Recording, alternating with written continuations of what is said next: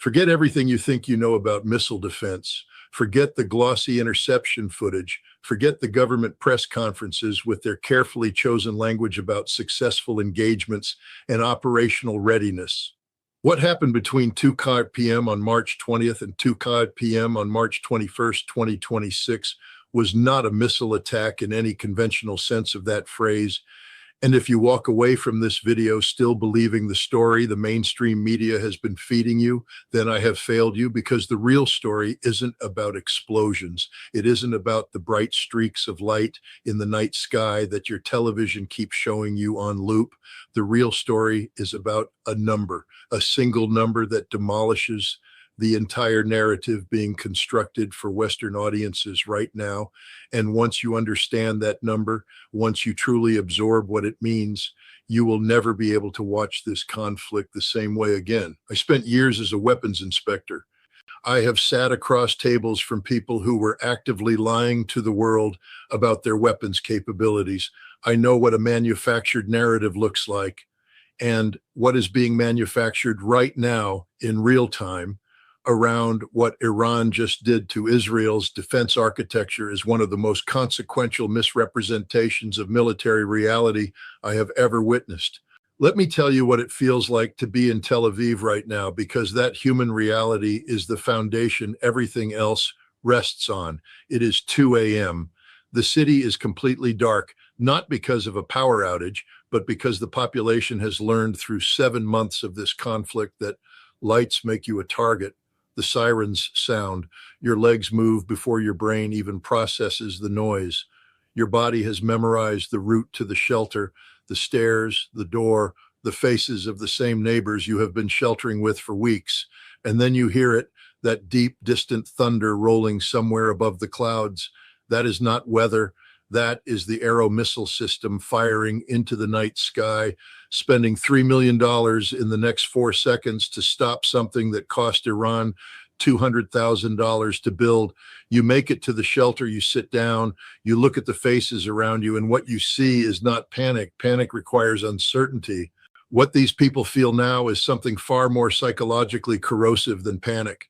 It is the slow, creeping realization that this might not stop, that the mathematics unfolding above their heads does not add up in their favor, and that nobody on their television screens is honest enough to tell them that.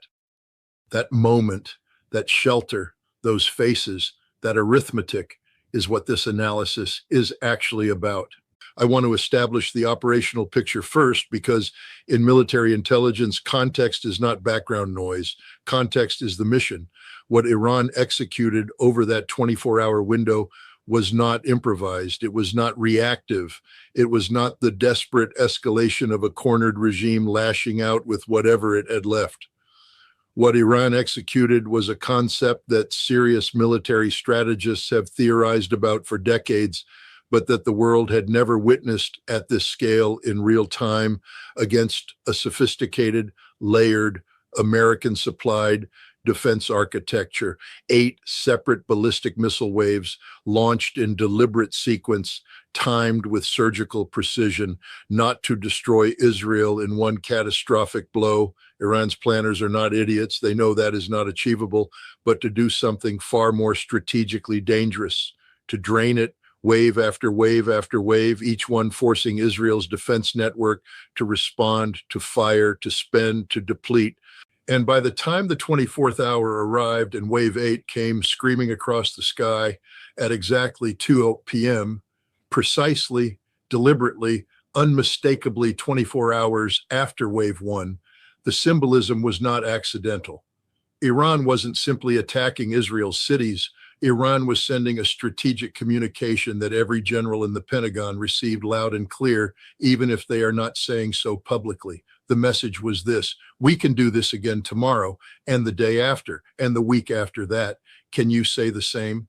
Here is where I need you to stop and truly absorb what I am about to tell you, because this is the number that the mainstream coverage is getting catastrophically, deliberately, consequentially wrong. When a news anchor shows you footage of an interception, that bright streak of light in the night sky meeting another bright streak of light, and tells you Israel successfully intercepted the incoming missile, they are telling you a fact. That interception happened. What they are not telling you, what they are structurally incapable of telling you within the framework of the narrative they have committed to, is what that interception cost. And the cost is where the entire story of this conflict lives and breathes. An arrow interceptor, the system specifically engineered to stop the medium and long-range ballistic missiles Iran was firing throughout this 24-hour barrage, costs approximately $2 to $3 million per unit. David's Sling interceptors run approximately $1 million each. Even Iron Dome's Tamir interceptors, the most economical tool in Israel's layered defensive architecture, cost around $50,000 per missile. Now here is the number. Here is the figure that breaks the official narrative completely open. Iran's ballistic missiles, the ones being intercepted, the ones your television is showing you being destroyed in those impressive night sky engagements, cost somewhere between $200,000 and $500,000 each to produce, which means that in the majority of these engagements, Israel is spending between 5 and 15 times more to stop a missile than Iran spent to fire it. In my time as an intelligence officer, we had a term for that kind of structural asymmetry. We called it an unsustainable exchange ratio, and it only gets worse from there. Israeli defense doctrine does not fire one interceptor at one incoming threat and hope for the best. The consequences of a miss are too catastrophic. Israeli doctrine fires multiple interceptors per incoming threat to ensure a kill. During this 24-hour operation, in several engagements, estimates from open source analysis and signals intelligence reporting suggest Israel was firing as many as 6 interceptors against a single incoming missile. 6 against 1, because the alternative is a city block in flames and a government explaining to its citizens why it chose to economize. Do that mathematics at scale. 140 to 160 Iranian ballistic missiles fired across 8 waves over 24 hours. Between 700 and 1,000 interceptors expended in response across all defensive layers. Conservative estimates put the total cost of those interceptors somewhere between $800 million and $1.5 billion. In that same 24-hour window, Iran's entire offensive, all 150 missiles, all 8 waves, cost Tehran perhaps $50 to $70 million to execute. Israel spent 15 to 30 times more defending against the attack than Iran spent launching it in a single day. Let that sit with you for a moment, because what I am about to tell you next builds on that foundation in a way that should alarm every serious person watching this. Israel's Aero Interceptor stockpile, the critical high-altitude defensive layer specifically designed to engage ballistic missiles before they reach their terminal phase, is not infinite. Before this current escalation cycle began, intelligence estimates placed the total available inventory somewhere between 200 and 300 units. Those are not large numbers when you are talking about existential national defense. Having been in the business of assessing military capabilities, I can tell you that a stockpile of that size against the scale of what Iran demonstrated it could launch represents a margin that should have had alarm bells ringing in Washington and Jerusalem for months. And yet the public conversation never honestly grappled with it. 2 waves into the 8-wave barrage, 2 out of 8, Israeli forces had already burned through somewhere between 20 and 25% of that entire Aero inventory. I want to be precise about what that means, because the language of percentages can obscure the physical reality. We are talking about 50 to 75 interceptors, each one representing years of manufacturing time and millions of dollars in precision engineering consumed in the opening hours of what was still only the beginning of the operation. A quarter of the most critical layer of Israel's ballistic missile defense was gone before the night was even half over. But if you thought the arithmetic was already bad at that point, what Iran introduced in Wave 3 fundamentally changed the defensive calculus in a way that the open source community has not fully come to terms with yet. They introduced the K-bar Shekin, a solid-fuel, medium-range ballistic missile with terminal phase maneuvering capability.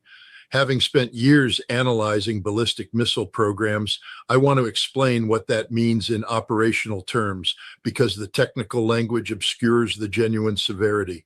A standard ballistic missile follows a predictable arc: launch, ascent, re-entry, terminal descent, predictable trajectory. An interceptor battery can calculate where it is going to be and fire accordingly. A maneuvering re-entry vehicle does not do that. It moves, it jinks, it changes vector in the terminal phase when the interceptor is already committed to an engagement geometry. It forces the defensive system to fire additional interceptors to compensate for the increased probability of miss. During Wave 3 alone, Israel reportedly fired approximately 90 interceptors against 15 incoming missiles. 90, 6-to-1 ratio sustained across an entire wave. 3 missiles still penetrated, 1 impacted open ground, 1 struck a highway interchange and killed 2 civilians. The 3rd collapsed a portion of a residential apartment building and sent 9 people to hospital. And the mainstream coverage at that moment, and I watched it, I monitored it carefully, was still framing the engagement as a defensive success. Technically, arithmetically, by the narrow metric of interception percentage, 80% sounds defensible, until you remember that the 80% that was stopped consumed nearly $300 million in defensive munitions. Until you remember that the 20% that was not stopped killed people and destroyed infrastructure. Until you remember that this was only Wave 3, 5 more were coming. Stay with me here, because what the overnight hours brought is where this operation transitions from alarming to genuinely historic in its strategic implications.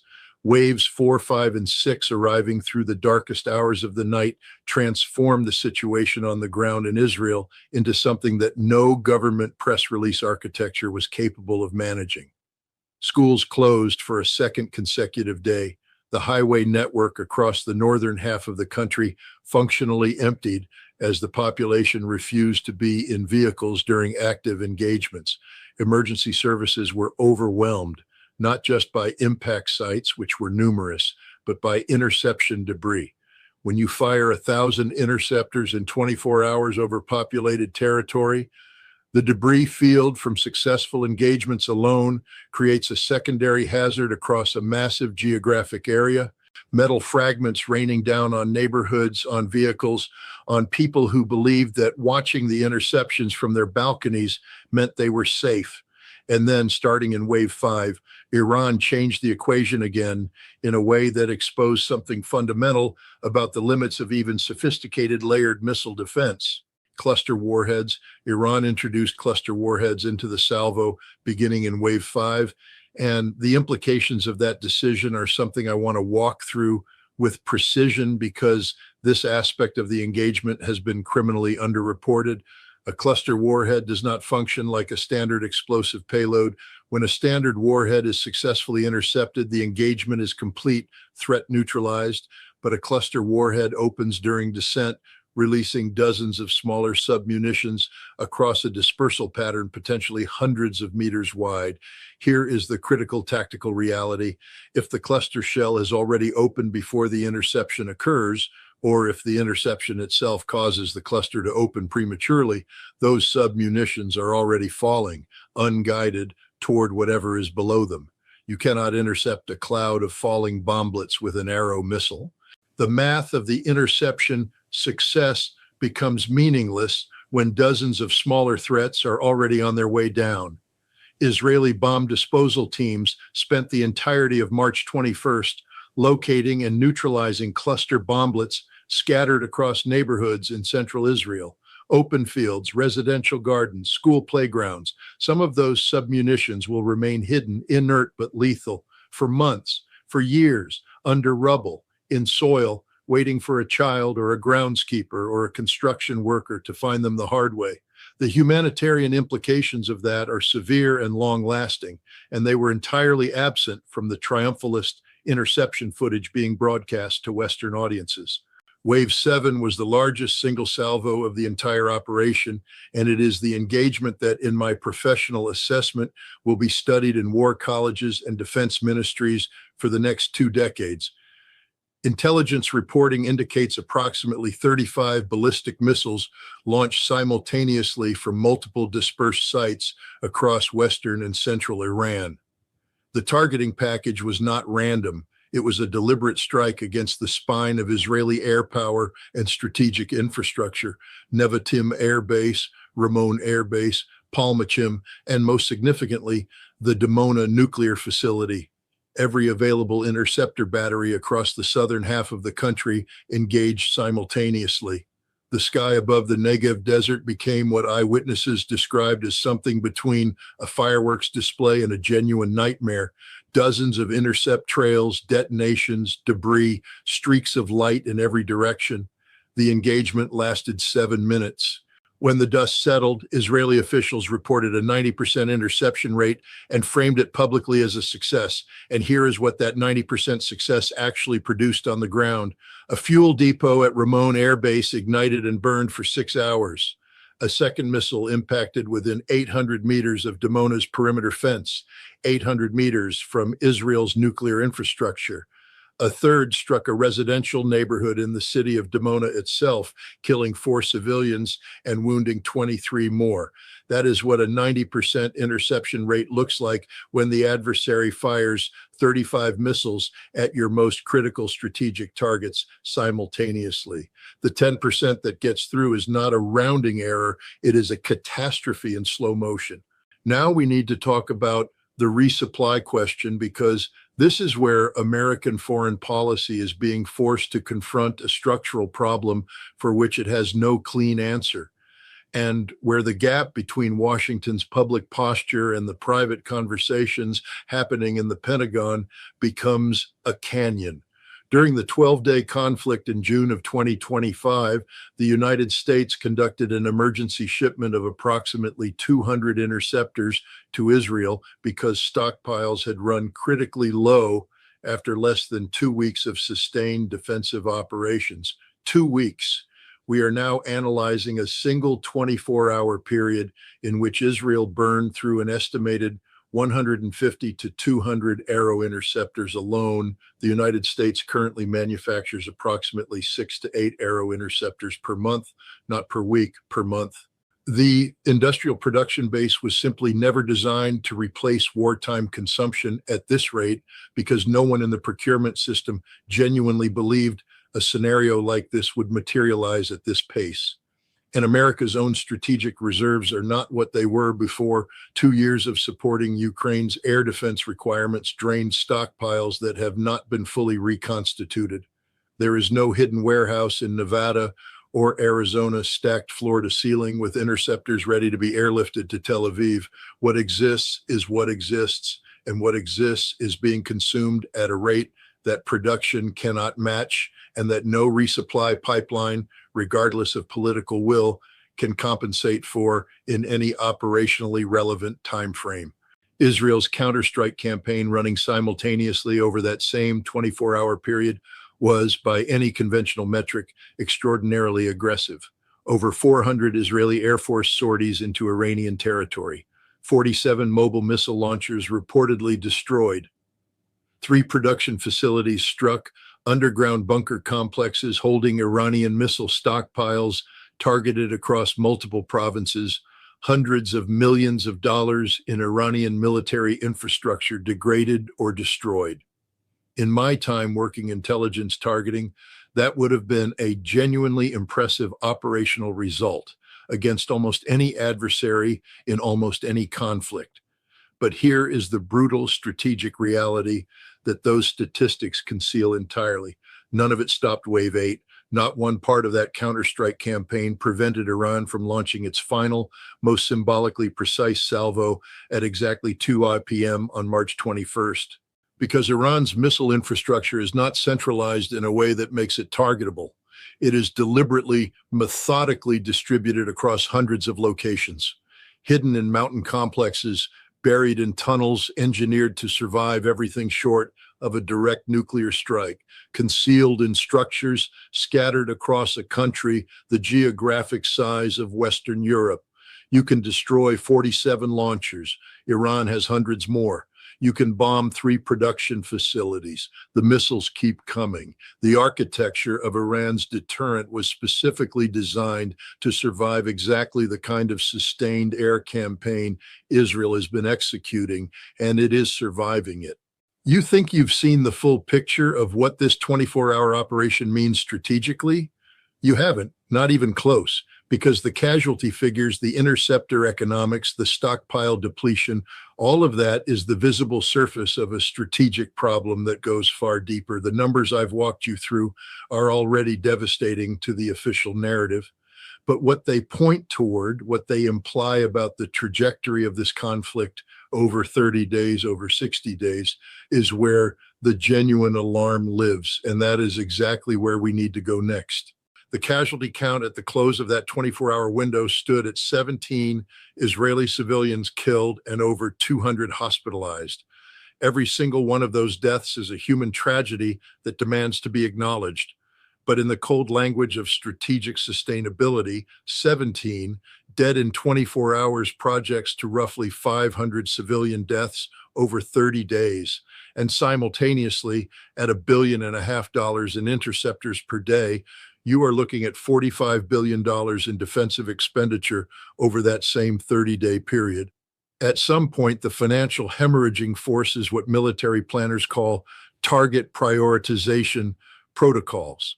I will translate that sterile language into plain English. It means deciding which cities get defended when you no longer have enough interceptors to defend all of them. Iran knows this. Iran built this entire operation around this precise calculation. What happened between 2 p.m. on March 20th and 2 p.m. on March 21st was not a missile attack, it was a demonstration, a cold, methodical proof of concept showing that Israel's defensive architecture, for all its sophistication, for all the American engineering and funding behind it, has a ceiling, and Iran now knows exactly where that ceiling is. 8 waves, 24 hours, $1.5 billion gone, stockpiles that cannot be replaced at anything approaching the rate they are being consumed, and wave 8 arriving on schedule like a clock, because that is precisely what it was, a clock counting down toward decisions that no democratic government wants to make and no population wants to face. The mainstream media will keep showing you the interception footage. They will keep using words like success and resilience. What they will not show you is the spreadsheet. They will not show you the inventory numbers. They will not ask the question that every serious military analyst is asking privately right now. What happens on day 2?